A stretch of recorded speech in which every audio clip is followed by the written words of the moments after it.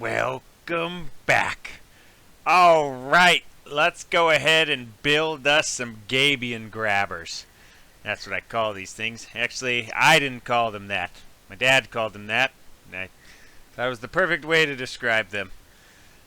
So what I did here is I took all this wood. I drilled a hole every foot is what I decided on. See, I got a little jig set up here. At this point, I was cruising. Ran a bolt through every foot. Then I got some spacers, so I'll be able to hold the basket exactly 4 inches off the wall of the treehouse. Yeah, because what I learned building the first Gabion baskets on the front fence is if you don't secure it about every foot, even though that's, I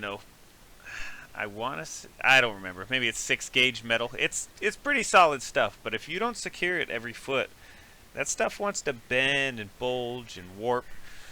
I can't be having that. This thing needs to look mint.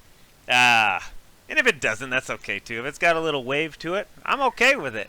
Because, the way I envision it, I don't want it perfect. That would be crazy. Like if you were to go through and build this thing, if I was to do it again, I said to someone the other day, what I would do is I would use a laser to get all those bolts on the Gabion grabbers lined up even.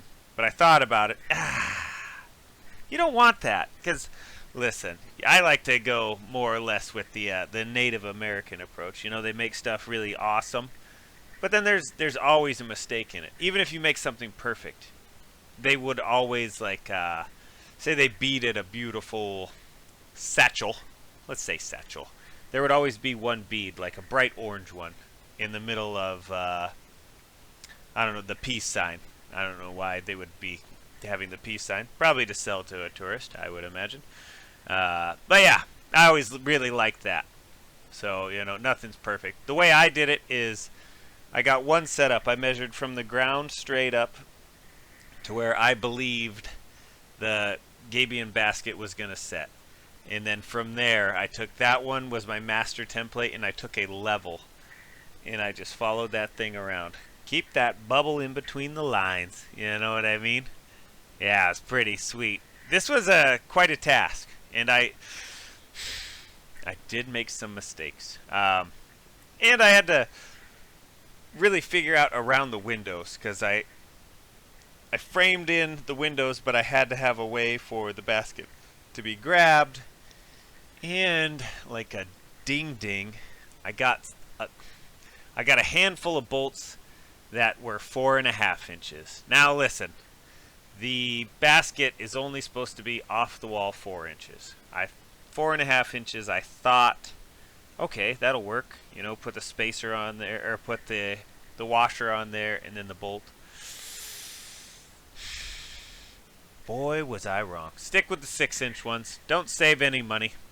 Money's for idiots. Just spend the money, buy the stuff. So that's what I ended up having to pull those off and put those back on. Boy, that was a pain in the butt. There's 2 that are still on the house that you know what, we're not going to talk. We'll talk about that in a later video. But this was it was a big task, but it was totally worth it and a lot of fun. And I used every last one of the nails from the nail gun here. So, bonus! Yeah, it was pretty good. I used some lag bolts as well. Because the concern is that thing pulling off the wall, right? Now, 16 penny nails, they have a little bit of grab to them. But the basket all being tied together, I don't believe I'm going to have an issue. But here's the good news. Time will tell. Time will tell. It definitely was an interesting task. This was I fought that stupid thing. I remember, I tried to get it centered. Anyways, I learned an easier way to do it much after this. But this went okay.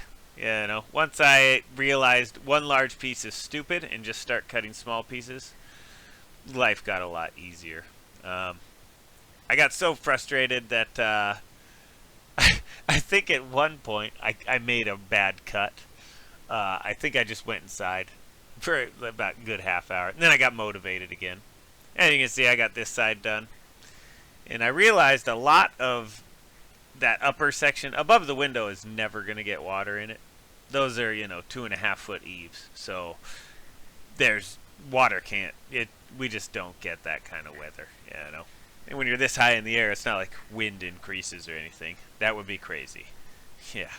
So here I am putting up the baskets. You saw the little level there. Oh, made a mistake. Had to trim a little bit off. Bing, bang, bing, bang. Look at me go. Oh, fantastic. Up and down that ladder all dang day. My calves are looking good, Joe.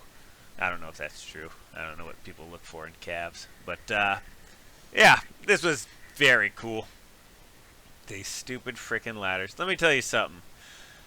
I will be so grateful when I don't have to lug those stupid ladders around anymore. Those big sons of turkeys. They're 16-foot tall ladders, and they are heavy.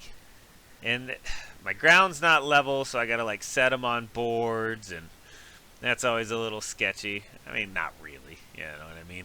I'm basically an acrobat. Oh, thought I was gonna do it from in the window. Absolutely not. Yeah, in and out the window. It's a good plan. It's a good way to do that. But this side went really smooth. The other sides also went smooth.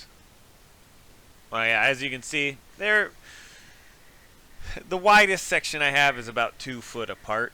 So we'll see how that goes, but I've got it. I mean, it's tight and secured. This is me making the frame for the window. So what I did there is I took that mesh and, I just framed around the window. And I'm pretty sure that's going to work perfect. I don't know.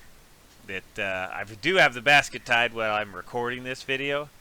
No spoilers, but yeah, it came out mint. Oh, fantastic. Yeah. But this part of the project, I wanted to skip ahead so bad. I am so ready to tie basket at this point. You can see the panels in the background.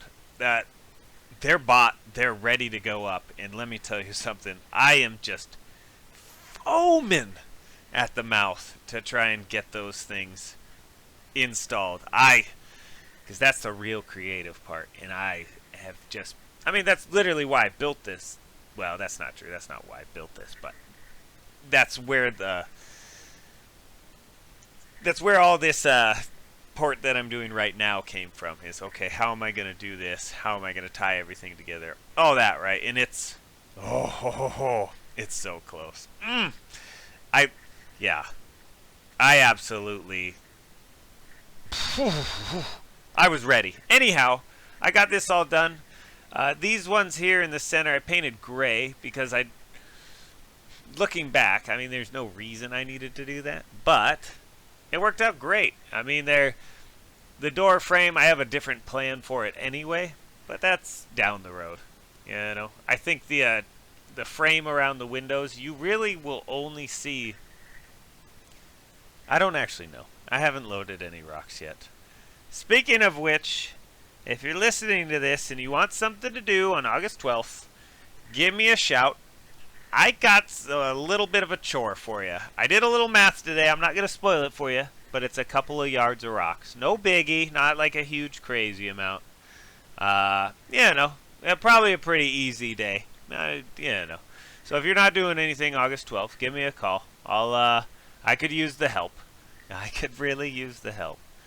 Anyhow, I got this part all done and framed in, and let me tell you something. This is my favorite thing. This front porch, it's my favorite part of the treehouse. It absolutely is. I'm so glad that it got added. And,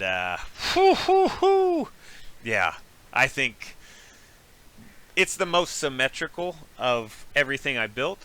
So, yeah, it's pretty sweet. Oh, what do we got?